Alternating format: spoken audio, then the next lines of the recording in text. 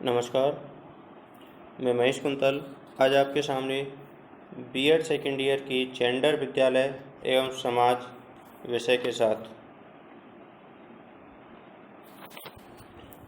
देखिए, हमने कल इस सब्जेक्ट का लैंगिक दुर्व्यवहार से संबंधित प्रकरण से संबंधित अध्ययन किया था। उसमें एक मिस्टेक हो गई थी, जो कि सब्जेक्ट तो हमारी यही थी जेंडर विकास विद्यालय एवं समाज, जिसका जो टॉपिक था वो था लैंगिक दुर्व्यवहार, और वो लगातार 2 दिन से चल रहा था। उसमें कल समावेशी विद्यालय बनाना सब्जेक्ट डाल के और ये टॉपिक उसमें लिख गया था। अतः उस सब्जेक्ट को जेंडर विद्यालय एवं समाज के तौर पर ही जाना जाए। तो आज हमारा जो टॉपिक रहेगा वो रहेगा आस पड़ोस एवं कार्य क्षेत्र में महिलाएं उत्पीड़न। अतः वर्तमान समय में ये एक बहुत भयंकर समस्या के तौर पर उभर रही है, और हमारे आस पड़ोस, राष्ट्र, राज्य, कार्य क्षेत्र या फिर कहीं सभी जगह लगभग महिला उत्पीड़न का शिकार हो रही हैं। तो उनके बारे में आज हम अध्ययन करेंगे। जैसे आस पड़ोस, कार्य क्षेत्र ही नहीं, अब तो परिवार, समाज, सार्वजनिक स्थलों तथा महिलाओं के साथ उत्पीड़न होता है। आस पड़ोस और कार्य क्षेत्र पर होने वाले उत्पीड़न को महिलाओं की गति को अवरुद्ध कर देता है, और ऐसी जगह पर जब महिलाओं के प्रति उत्पीड़न होता है तो महिलाएं अपना चाहकर भी विकास नहीं कर पाती हैं। अतः इस प्रकार के उत्पीड़न को समाप्त किया जाना अत्यावश्यक है। जब तक ये उत्पीड़न समाप्त नहीं होगा तब तक महिलाएं प्रॉपर रूप से स्वतंत्रतापूर्वक अपना विकास नहीं कर पाएंगी। आस पड़ोस के वातावरण का बालिकाओं के सामाजिकरण, सोच, अंतर्निहित शक्तियों तथा सर्वांगीण विकास पर अनुकूल तथा प्रतिकूल दोनों ही प्रकार का प्रभाव पड़ता है। अर्थात हमारा जो आसपास का वातावरण है, उस वातावरण के द्वारा बालिकाओं के सामाजिकरण पर प्रभाव पड़ता है, उनकी अंतर्निहित शक्तियों पर प्रभाव पड़ता है, उनके सर्वांगीण विकासों पर प्रभाव पड़ता है। इसका अनुकूल प्रभाव भी पड़ता है बालिकाओं पर, एवं प्रतिकूल प्रभाव, दोनों ही प्रकार से प्रभाव पड़ता है। अगर प्रतिकूल प्रभाव पड़ रहा है तो उस समस्याओं को समाप्त करना हमारा नैतिक दायित्व बनता है। आस पड़ोस का वातावरण बालिकाओं को प्रोत्साहित करने, उनको खेलने कूदने, वस्त्र पहनने, शिक्षा आदि पर छीटाकशी करके उनका मार्ग अवरुद्ध करने का कार्य करता है। अतः हमारा जो आसपास का जो वातावरण निर्मित होता है वो इस प्रकार से निर्मित होता है कि बालिकाओं को उनके विकास को रोकने में सहायक सिद्ध होता है, और उनको, जबकि ऐसा नहीं होना चाहिए। आस पड़ोस में बालिकाओं का आना जाना, संपर्क तथा आस पड़ोस के लोग क्या सोचते हैं, इन बातों का अभिभावकों पर गहरा प्रभाव पड़ता है। क्योंकि अगर अपनी लड़की बाहर कहीं पढ़ने जा रही है, शिक्षा प्राप्त करने जा रही है, या फिर कोई भी प्रशिक्षण प्राप्त करने जा रही है, तो उसके माता पिताओं के दिमाग में लगभग यही बात आती है कि हमारे आस पड़ोस के जो बाहर के लोग हैं वो हमारी बेटी के बारे में क्या सोचेंगे, जबकि ऐसा नहीं होना चाहिए। और इसी कारण से वो बालिकाओं के आस पड़ोस के उत्पीड़न के खिलाफ आवाज़ उठाना तो दूर, घर पर बात भी नहीं कर पाती हैं। इस कारण से बालिकाएं भी अपनी जो अंतर्निहित शक्तियाँ हैं उनका दमन कर दिया जाता है, और उनको इस प्रकार के वातावरण का निर्माण किया जाता है जो बालिकाओं को स्वतंत्रतापूर्वक अपनी क्षमताओं को उजागर करने का अवसर उन्हें प्राप्त नहीं हो पाता, और वो एक परतंत्र की भांति अपना जीवन जीने लगती हैं।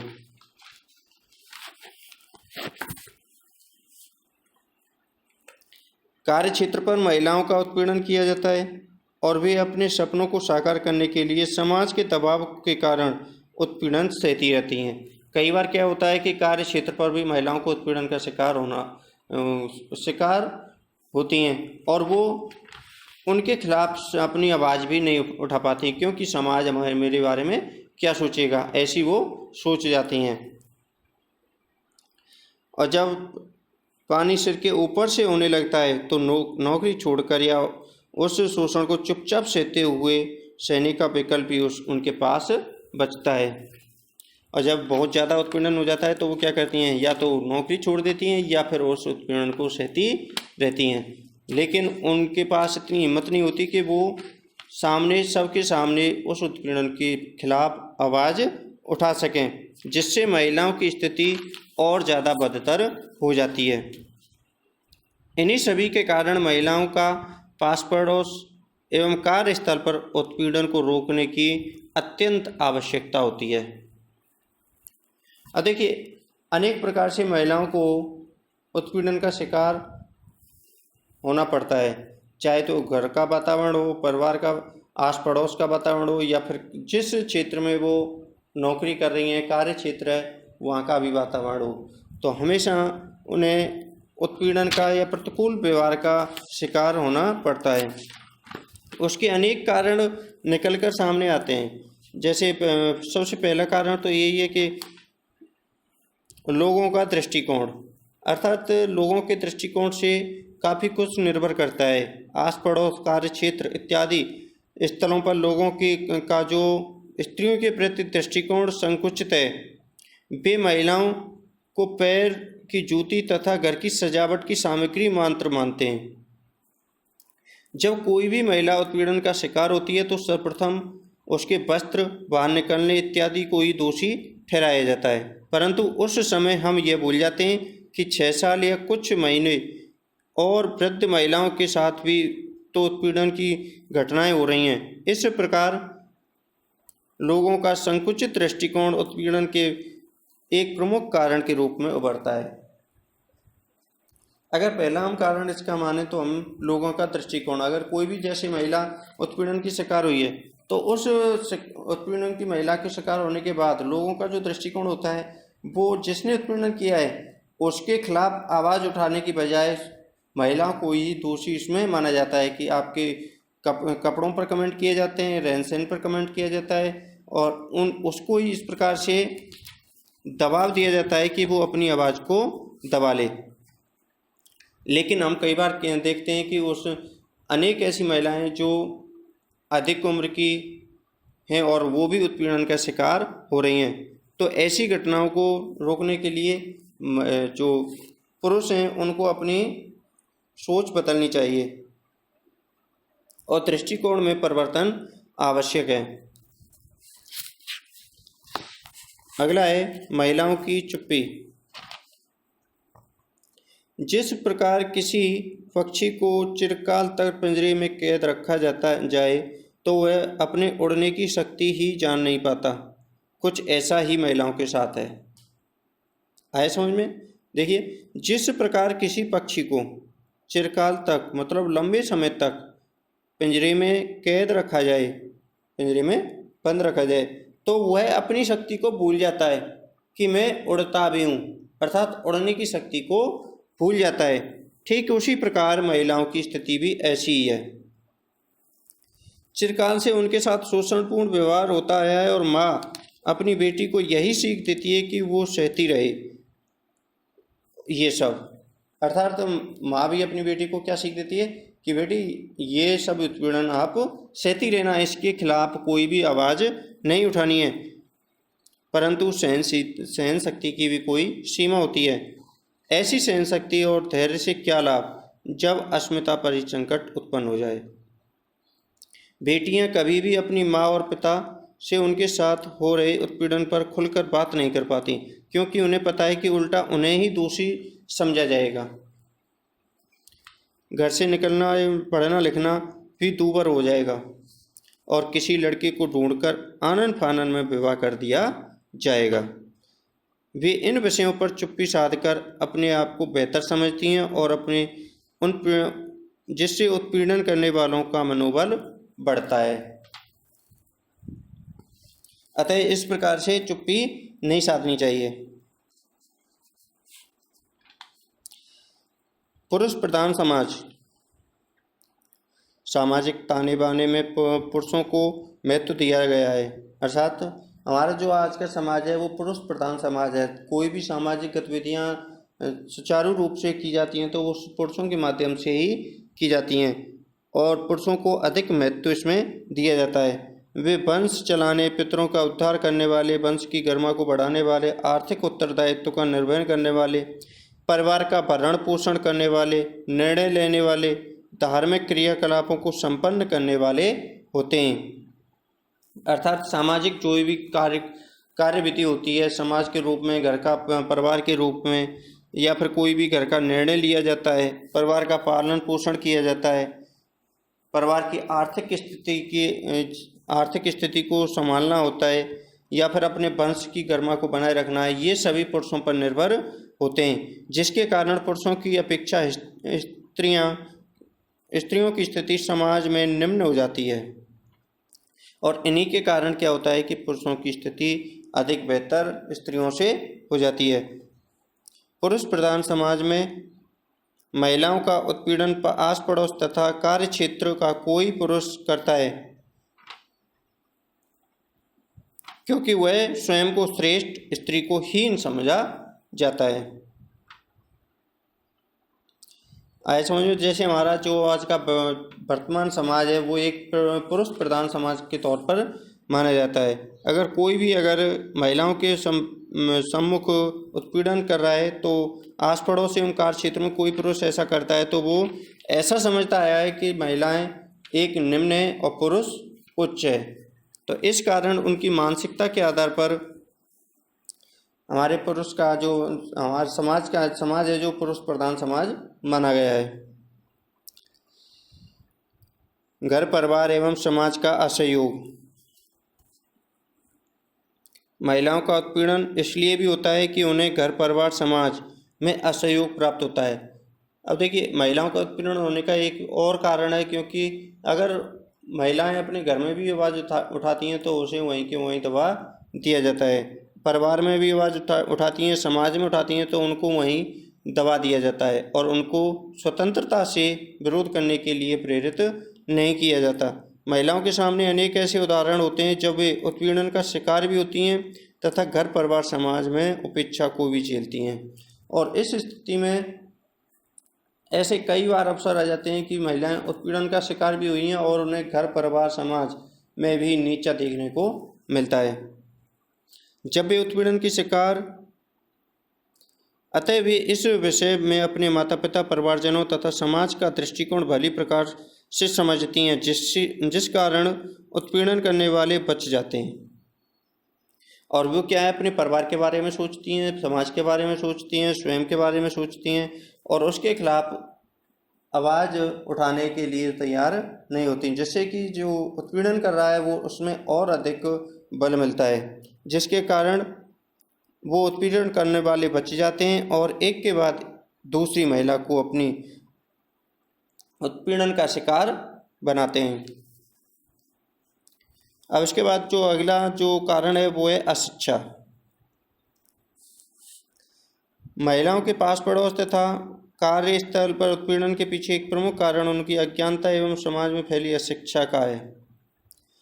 महिलाओं की शिक्षा आज भी पिछड़ी अवस्था में, औरतों की पिछड़ी अवस्था तथा औरत तथा पिछड़ी जाति, जनजाति, अल्पसंख्यकों तथा शारीरिक चुनौतीग्रस्त महिलाओं, जिनमें ग्रामीण तथा शहरी स्तर पर स्थिति में अंतर तथा चिंतापूर्ण है। हमारे समाज में प्रौढ़ इत्यादि के कारण भी अशिक्षा प्राप्त है। अशिक्षित समाज स्त्रियों के महत्व को परिचित नहीं हो पाता है, जिस कारण से वह उत्पीड़न होता रहता है। पढ़ी लिखी महिलाएं आर्थिक रूप से सशक्त होती हैं और समाज तथा परिवार भी उनकी प्रतिभा का लोहा मानता है, जिनके प्रति उत्पीड़न एवं भेदभाव कम होता है। अतः अशिक्षा महिलाओं के आस पड़ोस एवं कार्यस्थल पर होने वाले उत्पीड़न का प्रमुख कारण है। देखिए, महिला उत्पीड़न का एक प्रमुख कारण अशिक्षा भी है, जिसके कारण महिलाएं अपनी आवाज़ को प्रॉपर रूप से सबके सामने उठाने से डरती हैं, उन्हें इस चीज़ का ज्ञान नहीं होता। और कुछ महिलाएं जो शिक्षित हैं वो आर्थिक रूप से भी संपन्न होती हैं और सशक्त होती हैं, जिसके कारण परिवार में उनको सम्मान की दृष्टि से भी देखा जाता है। अब इसके बाद जागरूकता का अभाव। अधिक जागरूकता का समाज में अभाव है। इसी कारण से वे पुरातन रूढ़ियों, अंधविश्वासों एवं परंपराओं में जकड़े हुए हैं तथा महिलाओं को दोयम दर्जे का मानते हैं। स्त्रियों को शिक्षा, उनके प्रति होने वाले उत्पीड़न की पहचान इत्यादि विषयों के प्रति तथा स्त्रियां स्वावलंबी तथा सशक्त हो सकती हैं, इस विषय में जागरूकता का अभाव है। महिलाओं को सदैव ही पिता, पति, पुत्र के सानिध्य में रखा जाता है, जिसके कारण उनका उत्पीड़न पुरुष अपनी जागीर तथा उनकी नियति समझकर करता है। ठीक है, समझिए इसमें दोबारा से इसे। जागरूकता का अभाव मुख्य कारण है। महिला उत्पीड़न का मुख्य कारण क्या है? जागरूकता का अभाव, जिसके कारण वो अपनी जो क्षमताएं, जो शक्ति हैं, उनको पहचान नहीं पाती और रूढ़ी, अंधविश्वास, परंपराओं में ही जकड़ी रहती हैं, जिसके कारण पुरुष वर्ग क्या है और ऐसा समझा जाता है कि पिता, पति, पुत्र आदि के ही सानिध्य में स्त्रियों का रहना एक कर्तव्य है, जिसके कारण वो उत्पीड़न का शिकार होती हैं और पुरुष उनको अपनी जागीर तथा नियति समझकर उनका उपभोग करते हैं। कानूनी प्रावधानों की जानकारी न होना। महिलाओं को उनके माता पिता इत्यादि को कानूनी प्रावधानों के विषय में जानकारी नहीं है, अतः किसी महिला का उत्पीड़न किया जाता है तो उसे ना ही उसे और ना ही उसके परिवार को ये ज्ञात होता है कि क्या कानून है और न्याय हेतु किसकी सहायता प्राप्त करनी है। यद्यपि जनसंचार एवं माध्यमों द्वारा स्त्रियों को उत्पीड़न की पहचान करने, महिलाओं सहायता नंबरों पर फोन कर सहायता प्राप्त करने की जानकारी भी दी जा रही है, परंतु संसाधनों एवं 2 समय के भोजन की जुगाड़ में महिला व उनके परिवारजन इन प्रावधानों के ज्ञान से वंचित रह जाते हैं। इस प्रकार कानूनी प्रावधानों की जानकारी न होने के कारण पास पड़ोस एवं कार्यस्थल पर उन्हें उत्पीड़न का शिकार भी होना पड़ता है। अब देखिए, ये एक मुख्य कारण है कि हम पढ़े लिखे हैं, शिक्षित हैं, फिर भी हमें अगर कानूनों की जानकारी नहीं है, जो हमारे सरकार के द्वारा नीति बनाई गई है, सरकार के द्वारा नंबर दिए गए हैं, सरकार के द्वारा जो नियम बताए गए हैं, उनको अगर हमारे पास जानकारी नहीं है तो हम उनका उपयोग सही ढंग से नहीं कर पाते हैं। अतः उनकी जानकारी हमें, अर्थात कानूनी प्रावधानों का के प्रति हमें जागरूक रहना आवश्यक है। इसके बाद आर्थिक कमजोरी।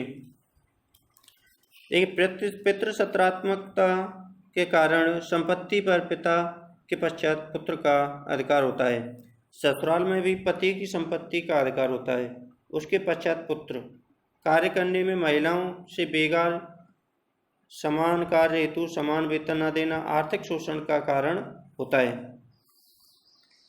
आर्थिक कमजोरी के कारण महिलाएं जब उत्पीड़न की शिकार होती हैं तो उन्हें इसके विरुद्ध आवाज नहीं उठा पाती और आर्थिक परास्थिरता के कारण और उत्पीड़न का चक्र चलता रहता है।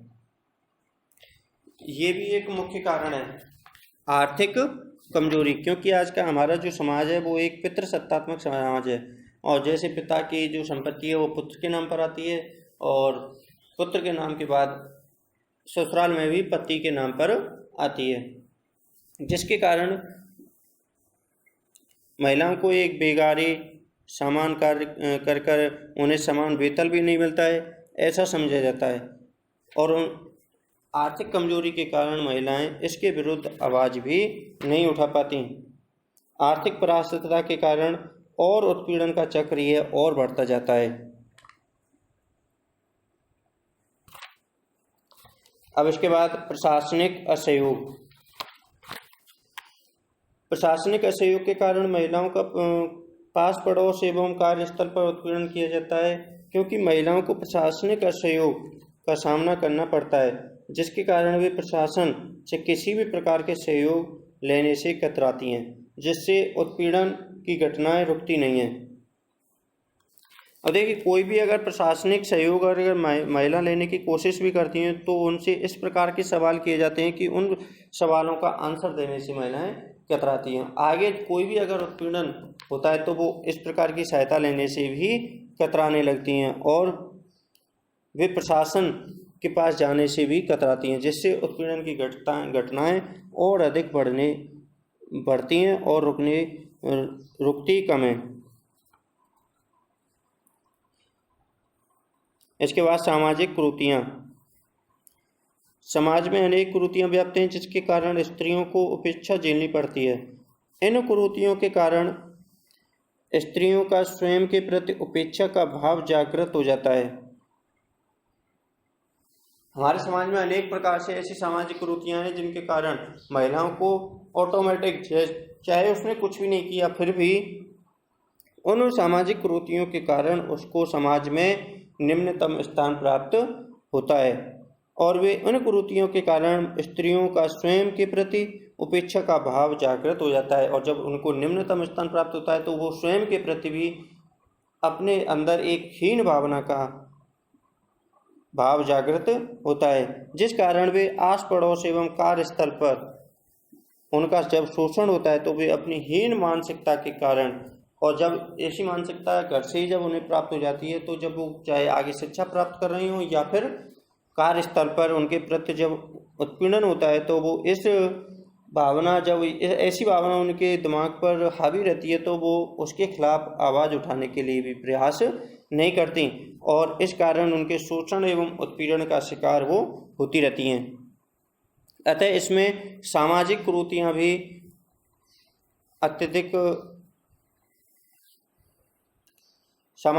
भी अत्यधिक महत्व रखती हैं। तो अभी तक हमने जो जाना है महिला उत्पीड़न के बारे में, किस किस कारण से महिलाओं का उत्पीड़न होता है उनके कारणों का हमने विवेचन किया है। तो इसमें हम जान रहे थे जैसे आस पड़ोस का वातावरण महिलाओं के प्रति कैसा होना चाहिए तथा उसके बाद कार्य क्षेत्र पर महिलाओं का उत्पीड़न। इसके बाद हमने इसके कारणों को प्रमुखता से जाना था। जैसे इसमें जाना था, सबसे पहले हमने जाना था कि लोगों का इस बारे में दृष्टिकोण कैसा है, किस प्रकार से लोग दृष्टिकोण रखते हैं। महिलाओं की चुप्पी भी इसमें प्रमुखता से भूमिका निभाती है। महिला अपनी स्वर्ण को सबके सामने विरोध नहीं करती। पुरुष प्रधान समाज का होना, घर परिवार एवं समाज का असहयोग होना, अशिक्षा का होना, जागरूकता का अभाव होना, कानूनी प्रावधानों की जानकारी न होना, आर्थिक कमजोरी का होना, प्रशासनिक असहयोग का होना, सामाजिक कुरीतियों का होना। इस प्रकार के कारणों से हमें स्पष्ट होता है कि अनेक कारण ऐसे हैं जिनके कारण महिलाएं उत्पीड़न का शिकार होती हैं। अब इसके बाद आस पड़ोस एवं कार्य क्षेत्र में महिलाओं के उत्पीड़न की रोकथाम के उपाय, इन उपायों को हम कल पढ़ेंगे। तो आज इतना ही। जय हिंद, जय भारत।